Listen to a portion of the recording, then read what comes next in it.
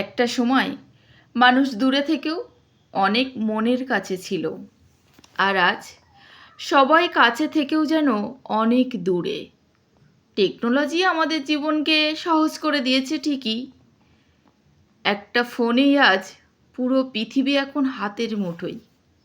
কিন্তু কখনো কি ভেবে দেখেছো, যে টেকনোলজি আমাদের জীবনকে সহজ করে দিয়েছে, সেই টেকনোলজিই কিন্তু ধীরে ধীরে আমাদের জীবন থেকে সুখ, শান্তি আর সম্পর্ক সব কিছু কেড়ে নিচ্ছে।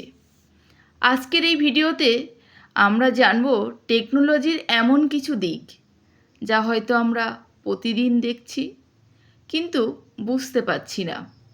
আগে মানুষ পরিবার নিয়ে বসে গল্প করত, একসাথে খাওয়া দাওয়া, হাসি মজা এগুলো ছিল প্রতিদিনকার একটি অংশ।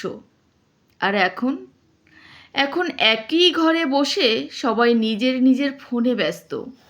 কেউ বা ফেসবুক স্ক্রল করছে, আবার কেউ বা গেম খেলছে, আবার কেউ ঘন্টার পর ঘন্টা শর্ট ভিডিও দেখে চলেছে। ধীরে ধীরে মানুষ বাস্তব পৃথিবীর থেকে বেশি ভার্চুয়াল দুনিয়ায় হারিয়ে যাচ্ছে। টেকনোলজির সবচেয়ে বড় ক্ষতি হলো একটা মানুষের সময় চুরি করে নিচ্ছে সে।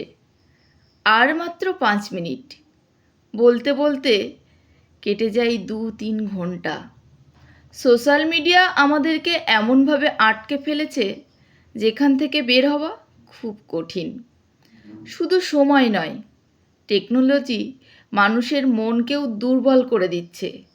আজ মানুষ একাকিত্বে ভুগছে, কারণ তারা বাস্তব মানুষের সাথে কম কথা বলে কিন্তু অনলাইনে বেশি সময় কাটায়।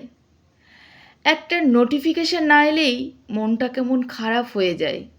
একটা পোস্টে একটু লাইক কম পড়লে মানুষ কেমন হতাশ হয়ে পড়ে।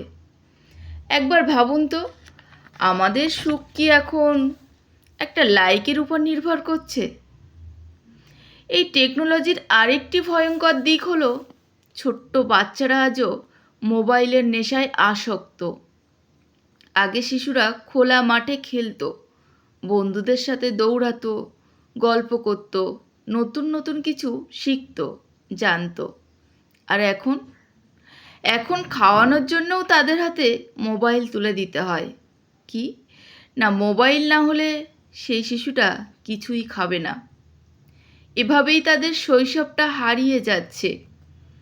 টেকনোলজি শুধু সম্পর্ক নয়, মানুষের স্বাস্থ্যটাকেও নষ্ট করছে।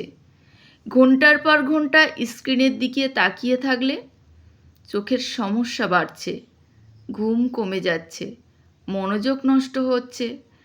অনেকেই রাতে ঘুমানোর আগে পর্যন্ত ফোন ব্যবহার করে, ফলে মস্তিষ্ক কখনো সঠিকভাবে বিশ্রামই পায় না।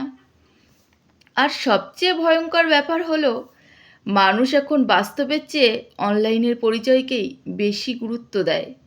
সবাই নিজের পারফেক্ট লাইফ দেখাতে ব্যস্ত অনলাইনে, কিন্তু ভিতরে ভিতরে মানুষ কতটা যে ভেঙে পড়েছে সেটা কেউ দেখে না, সেটা কাউকে দেখাতেও চায় না।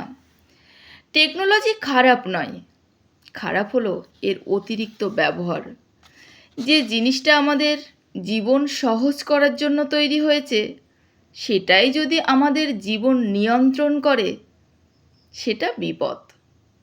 তাহলে সময় থাকতে আমাদের সচেতন হতে হবে।